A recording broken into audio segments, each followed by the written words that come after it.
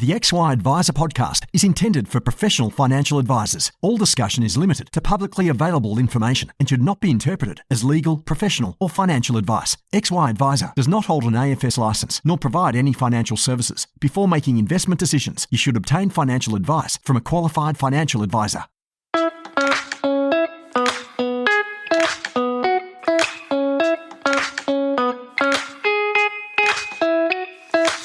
Ben Nash here. I'm a co-founder at XY Advisor and founder of financial advice business Pivot Wealth. My business baby I started from scratch a bit over 6 years ago. In that time, I've leveraged some of the learnings of the XY community to scale the business and become one of the better known financial advice businesses for high income accumulators. You can join me each Tuesday as I have the privilege of interviewing some amazing people where I'll selfishly be able to continue my personal journey to improve every aspect of my advice process, and hopefully you can learn a few things on the journey as well. Jump over to xyadvisor.com if you haven't signed up already to share and learn from other advisors, or simply download the app. This series is brought to you by Hub24, one of Australia's leading providers of integrated platform, technology and data solutions to the wealth industry. By working with licensees and advisors, Hub24 is delivering innovative solutions and service excellence that enables you to do business your way, creating efficiencies for your business and value for your clients. These are just some of the reasons why advisors have rated Hub24 number 1 for value for money and best managed portfolio functionality 6 years running, empowering better financial futures together. Find out more at hub24.com.au. Hey guys, Ben Nash from the XY Advisor team, and today I'm here with Vanessa Stoykov. Vanessa's a money educator and CEO at Evolution Media.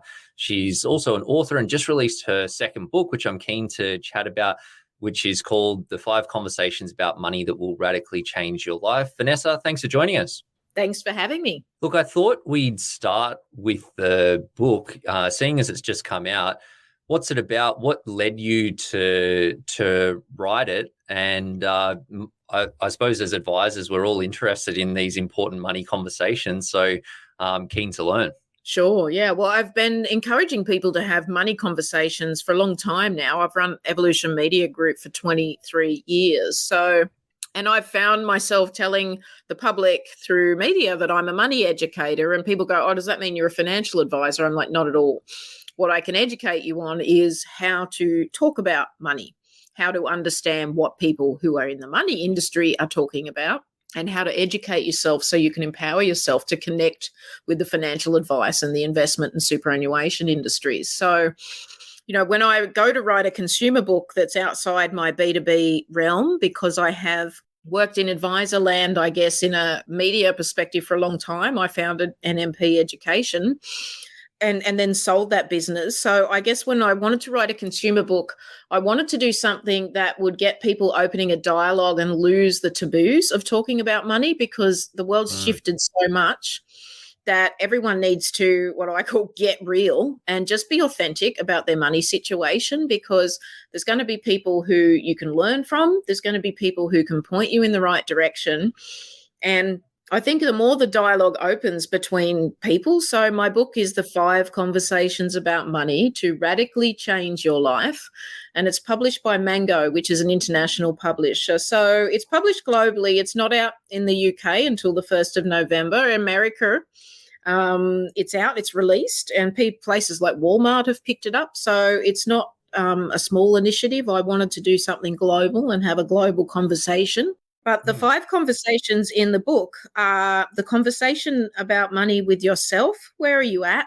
Are you happy? What's going on in your life? What are you disappointed about? What are you sick of? What do you want to change? And then talking to people about identifying their own financial flashpoints. And that's something that I've coined. I did a lot of work with a very smart firm in the education space called the ID Crowd, and they were recently bought by Deloitte. I did a piece of work last year on what is my learning style, because I needed to understand a framework where I fitted into the landscape compared to financial advisors and compared to money experts, and compared to people in the media like an Effie Zahos or a Nicole Pedersen McKinnon. Like, there's so many amazing people that, the public can learn from.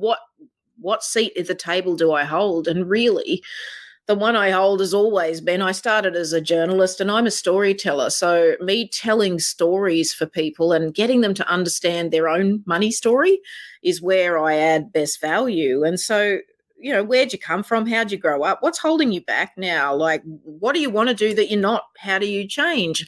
There's a sort of a 7-year cycle, isn't there, where you meet or you have kids or you don't, and you have your career and then you're not. And I'm heading towards 50 now next year. So everything changes for you again. So urging people to say, what's going on with you? What's the relationship with money? What's these flashpoints that I was talking about that I worked on with a learning agency? Because flashpoints, financial flashpoints in your life, are times where things go to shit, things happen differently, something happens, a COVID pandemic happens, whatever it is, shit happens, as they say on Forrest Gump. What do? What decisions do you make that affect your financial outcomes? Because most people make decisions based on emotion and then 10 years down the track realize, shit, I never should have sold that house then, or I should have fought for something different in the divorce, or I should have given my kids that money and they would have had that business, or whatever it is. Hindsight's a beautiful thing. Whereas I'm trying to teach people to identify when they're in a financial flashpoint. In that first conversation, what's a flashpoint time? And what are the things you can do now to make decisions that are also going to be good financially in 10 years? So is that talk to an advisor? And chapter 5 of the 5 conversations is connect with your advisor. So this community of people, not just in Australia, but around the world, I've always believed financial advisors are the front line to education, not teachers when it comes to financial literacy. And I know that's controversial.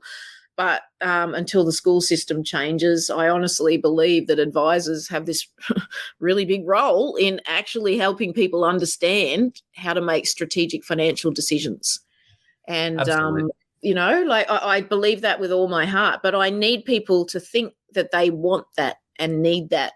And so activating them through this story and through this call to action is what I'm doing with the book, but I'm also putting stories in it. So I recently released my first 5-part series that's a podcast, and it's called the Vanessa Stoykov podcast, original, I know. But it's called Series 1, The Breakfast Club. So the first book I wrote was about 5 fictional characters who go to their school reunion, they smoke a joint, they drink tequila, and it comes out that mostly their lives are shite and a lot of it's to do with money. So it's a fictional story, but one of the gang is a financial planner. And I know many of your audience would have read that because I've had so many people come and say to me, thanks, it's the first book I've ever read where there's a financial planner as a hero, and the only other thing in the media they've got to compare it to is Ozark. So I'm like, okay, Ozark's done a little better than this book.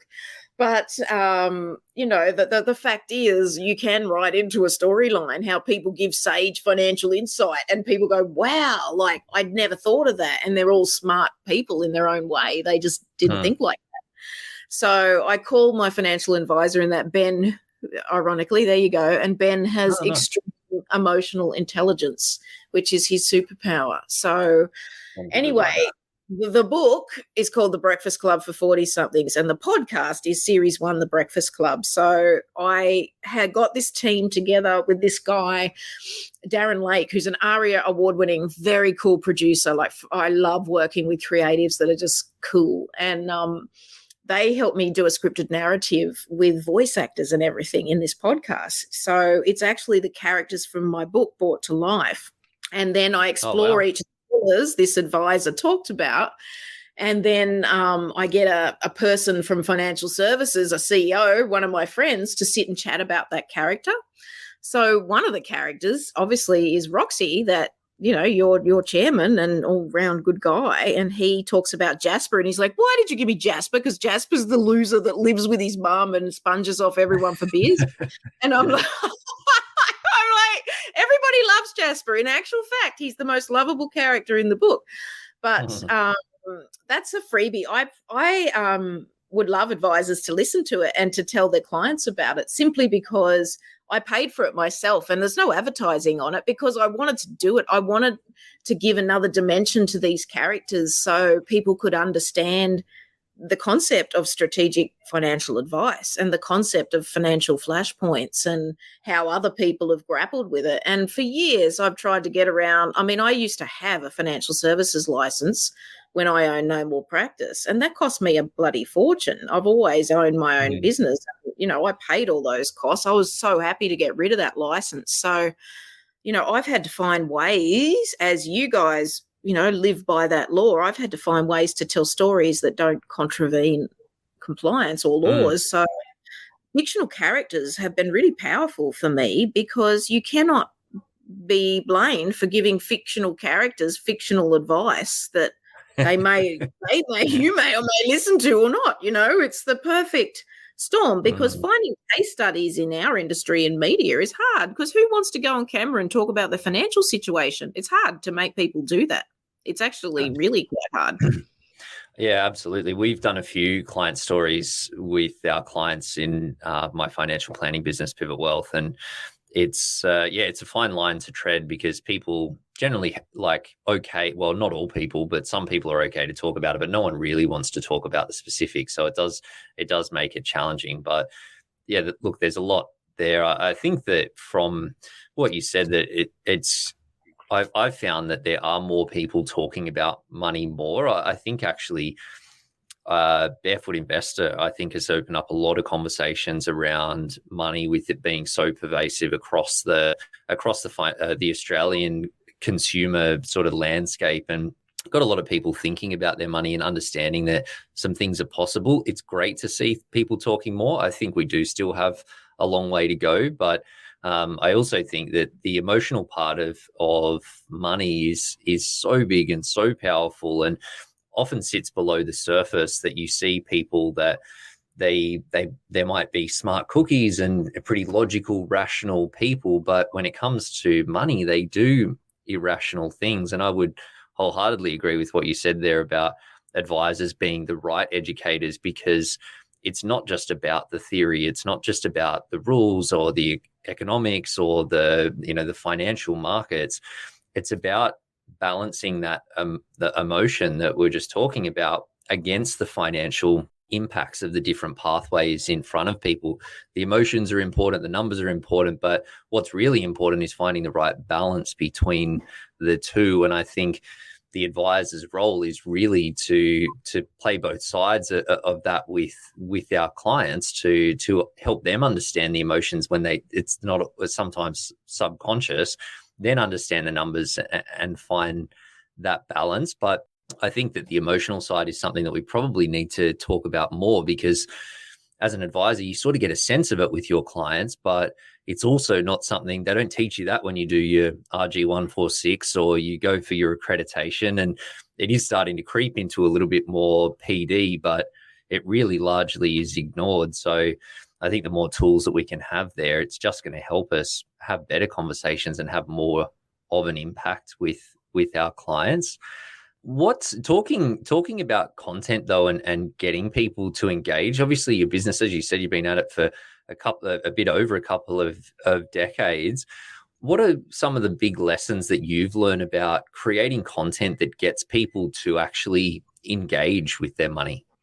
That's a great question, and I'm still learning. And I'm experimenting with all types of medium. You know, when I do a book, I'll do it global now. When I do a podcast, it'll be across every platform, and it'll be something that's not like every other podcast, because I've stand apart in how I craft content. So for me, what I've learned is that it's one thing to curate good content. And I think a lot of the time as an advisor, your job is to curate good content, because your job is not really to be content creators the way it is for someone like us who's a media business. And, you know, I think it's what I've always tried to do is create things that advisors could put their own brand and their own ethics across, like books and things that advisors could go, have a think about this as a third person, you know, as a someone else to give perspective before they come back and ask those questions.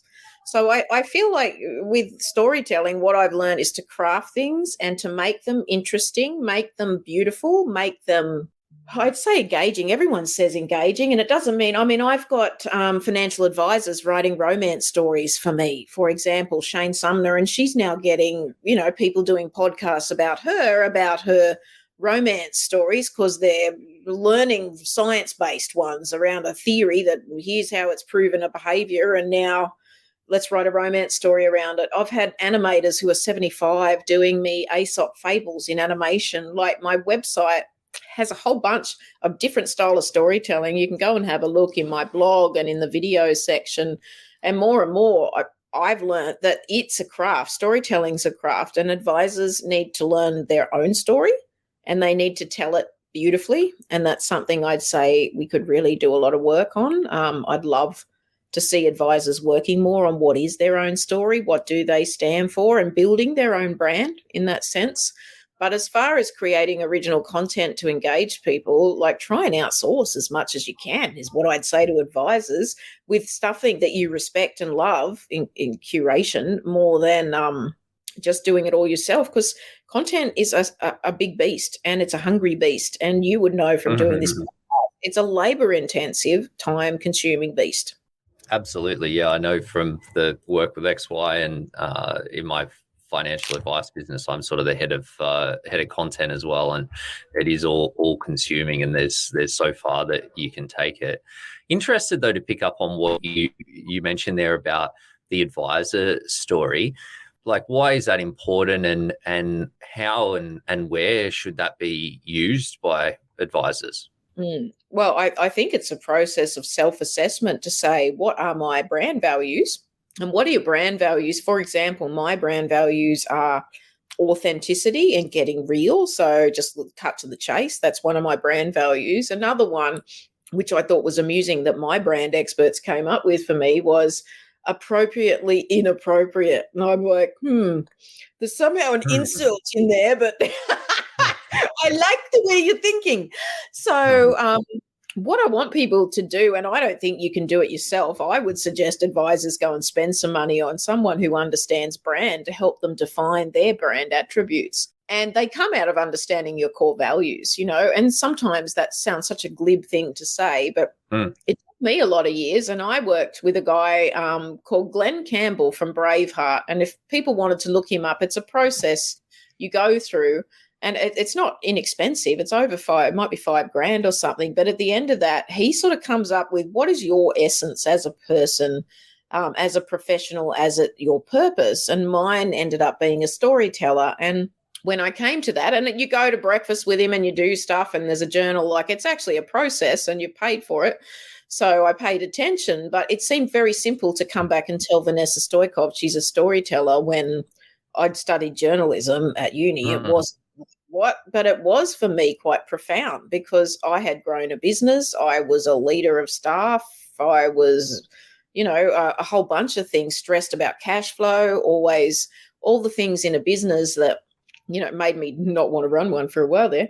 But also remember what to be brutally honest, but what lights me up, and it's telling the stories. I am a storyteller. I was the kid with the torch under the doona in Gunnedah growing up, reading after hours. Like, I was the one lying in front of the fire. My parents bought Encyclopedia Britannicas, and with that you got all these big, beautiful hardcover books, because someone sold encyclopedias to them door to door, and that inspired me. And all the storytelling books had all the fairy tales in them, the Grimm brothers and Aesop, and yeah, I grew up reading those books and just being in heaven and loving being in that world. So it's an interesting thing, because I've gone down the barrow and now I'm falling in love with that, telling you how much I love it again. But, you've got to love your own story and your own purpose. And if you're an advisor and you're helping people financially, what drove you to do that? Like, where do you come from? What are your views on money? What to you is financial contentment?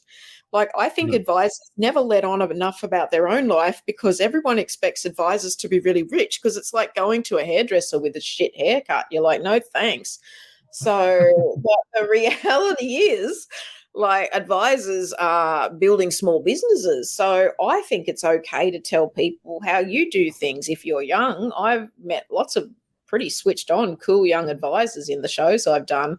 And they're, I'd take financial advice for them, but my business would make more than theirs. But that's not what I judge it on. You know what I mean? Yeah, no, that makes a lot of sense. And so practically for you, what changed after going through that brand exercise and coming to the conclusion that the big part of that was the storytelling? What impact did that then have on the content work that you were doing, or the work that you were doing in your business? Well, it made me make a decision to sell the bigger business I had called NMP Education, which I started as Noble Practice, and I sold that business in 2018 to OneView.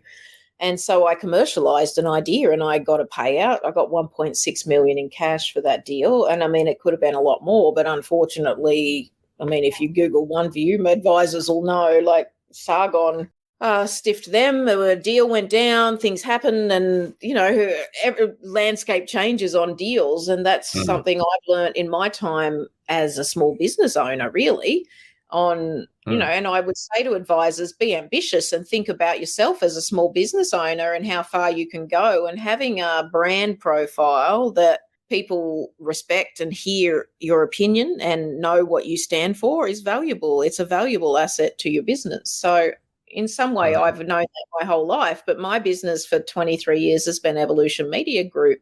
But it's only me stepping out in the last 2 years from behind my business to become the brand Vanessa Stoykov, where my books connect, where I can do things that I am an individual, not just a business. And so you might decide as an advisor, that's where I want to get in my business one day, where I'm the mouthpiece for it. And all the brilliant team under me that love working for me are going to make this advice process work. So I don't know. I think actually it's a bloody brilliant time to be a financial advisor. Yep, I would tend to agree with you there. And I know that you've done a bit of content recently about the declining advisor numbers. And I think that coupled with the increased awareness of money, the increase in quality overall across the industry, leading more people to get more advice is meaning that it really is a purple patch for the good advisors that have good models out there. And I think that good model is all important.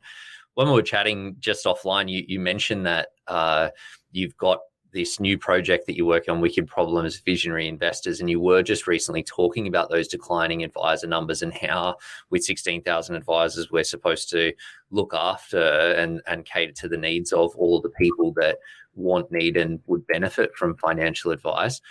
What were the key learnings for you from that? That was super interesting, actually. So that concept, that program is a new initiative I've got up with Ausbiz, who are Australia's only live streaming channel for markets. And a lot of advisors will already know Ausbiz, and David Koch owns a piece of that. It was started by Kylie Merritt, who's ran Sky News for a long time, very well respected sort of news journalist. And the concept being that there's all these wicked problems the world needs solving, like sustainability, advisors, access to them, all sorts of things. And there are industries like investment industry deploying capital to do that, and superannuation. How are we doing it, and where are we at, and how can we progress this wicked problem so that we can give people next level information on where we're at with it. So the first one, we invited Sarah Aboudin from the FPA, who's incredibly impressive, I have to say. I've known a lot of people who, in my 27 years in the industry, running industry bodies, and she's one of the best I've seen. She's a philosophy student at heart, I think, which makes her super interesting. And she's also a servant leader, which is something our industry needs.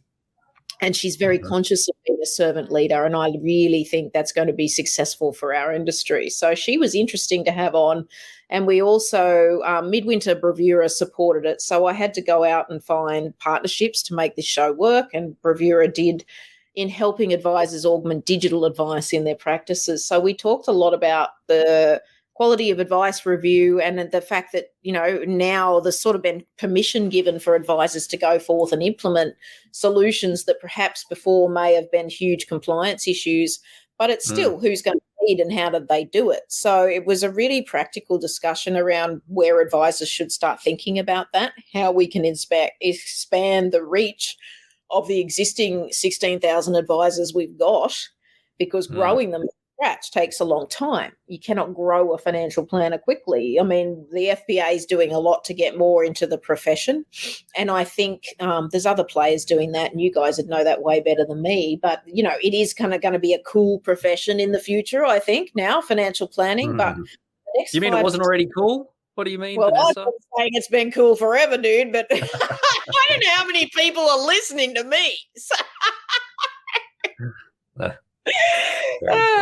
I'm trying, but I don't know.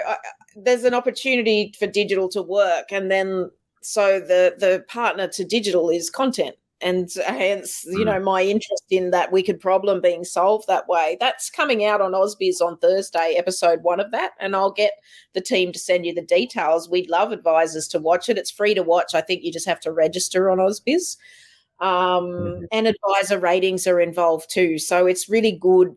Like, it's for the advice community, and it will help advisors talk about. The next one was sustainability with Schroders. And the one after we're filming this week is on protectionism. And are we really a global investment community anymore with everything that's going down now? It's a really interesting topic, right? Because, there's so much. And that's with Amanda Gillespie, who runs Perpetual, and she's brilliant. And I've had her. She was one of the judges on the investment series. So she's been doing projects with me for a long time. So there's a lot of good stuff coming out that I'd love advisors to watch. I would ask advisors, tap your wallets, my friends. Please buy 10 of my books at least and give them to potential or clients and see what happens. And if it works, come to me and say, V, you were right. Now I'm going to buy 100. But please use my stuff as marketing materials for yourselves, because what I'm doing is writing you into a storyline that people will understand the value you bring. I think that the point that you mentioned earlier about being content curators, there's so much great stuff out there at the moment that it can be a path that's just as effective as creating your own content, but with significantly less time. So I think understanding that, I know, and you would very well know this as well, that in business, like, you can only do so much, and the right move at the wrong time is still the wrong move. So I think there's probably this perception out there that you have to be able to nail it all and nail it yourself. But sometimes leaning on other people and the great work that they're doing, as I say, can be just as effective without the timing input. Vanessa, love that you said that, Ben, Nash. I also love that you're encouraging advisors to collaborate. And what you're doing with this community is super impressive. So congratulations. From when I was on this podcast, whenever that was, my gosh, way back, my kids were little then. And it was the first one on video, and my head was like a big planet. It was so embarrassing. But I'm just impressed with how far you've come. So congratulations. Well, I think as we were just talking about, with the number of advice consumers out there and the number of advisors, like, there's plenty of clients out there, and I think that my experience is that clients resonate with sometimes the same thing being said in different ways, or different values of advisors as well. So I know that there are clients out there that are great financial advice clients that wouldn't gel with my model or the model that we run in our business. And that's fine for them. I don't want them to not get advice just because they don't want to get it from me. And I think a lot of advisors are the same. I know that in our content work that I've done a bunch of partnerships with other advisors and finance professionals, because I know at the end of the day that someone might connect with the way that I say something, or another advisor just as well. And it's not like we need to be greedy. It's just about getting the message of good advice out there. Vanessa, I'm keen, as someone that's been in content for such a long time, as much as we talk about the fact that, that curation piece is something that's definitely worth people considering. For people that are creating their own content, what do you see as the big no-nos? What doesn't work from a content perspective? A lot of detail, a lot of words on a page, break it up with a picture or a pull quote. A lot of talking at, so a lot of not taking the cues in a presentation even to tell a story of if people are bored or looking at their watch or, look in people's eyes as you're telling your story. You'll see if it's working or not. It's awkward to do, but you've got to read the room. Read the room as a storyteller. And if the story ain't working, move on because you'll lose people. So that's a really good tip. I do that whenever I go anywhere or I'm presenting on stage or I'm just talking to people in a room. And I guess that's part of my skill set, right? Because I'm a communications expert of always looking at that. But I saw this really cool video my husband pulled on it was Facebook or something crappy, but it was how to look at situation and analysis of people in bars, because we've got 3 sons who are all like 19, 17 and 13, older now, when people become aggressive, or how to spot someone who's going to be explosive and how to either get out of the way or defend yourself. Because, you all have the fear of your son getting king hit or whatever out there when they're young. And it was really good because it showed body language, like watch them, who's waving their arms, who's invading other people's space. And it asked all these things, and it was real video footage from guys who'd ended up getting in fights and stuff. So, and I thought, how cool, like advisors should think about that too, like, because there's so many cues, like the husband and wife arguing, or the like you've got to pick up on emotional cues and storytelling cues, and like how do you read the room like that? It's a really important skill. Just be conscious of it. I think be conscious of it and you'll become a better storyteller yourself. I think that works in group formats, but it works just as well as in one-on-one meetings, or where you're working directly with a couple as well. I think if you've got someone that's not engaged, it might be something that's unsaid or something going on, and that's just going to take away from the advice process and the advice experience. So I think that's definitely some sage advice there. Vanessa, my last question for you is if you could go wind the clock back and go back to day one of you going out into this content space in your business and give yourself one piece of advice, what would it be? I got asked 5 of them, and I came up with some really good ones for this article in America for this mag. But one that I stuck with that I think advisors will appreciate is that it's not a deal till it's in writing and until the signature's done. So if I'd have done that again in my time, I would put things in writing earlier with people rather than leave them to be shades of grey. Even in anything, a collaboration, anything like, I guess just being clear. I guess that's clear communication, but in writing in a way that professionals can understand and go, yep, I understand my commitment. I like it. Thanks. Vanessa, for people that are keen to learn more about what you're about, or some of the bits of content that you put out over the last little while, where should they go? What's the best place for them to learn more? Yeah, well, I'm all over the place. I'm on social, on LinkedIn. Evolution Media's got a page, so you'll see sort of projects coming out of their firm there, what content we're working on. And then I'm there. Vanessa is on LinkedIn. You can link in with me, or Insta. I'm on a bit, but that'll sort of more social. And I've got a website, vanessastoykov.com, that shows a lot of my personal projects and speaking and how I'm working. And then there's an Evolution Media website, again, for content projects. So don't say you can't find me, because, by God, I am in a lot of places. I love it. Vanessa, thank you so much for taking the time. Really appreciate it. Good luck with your book launch. It's great to see that coming into the world. And, thanks again. Thanks for having me. I appreciate it.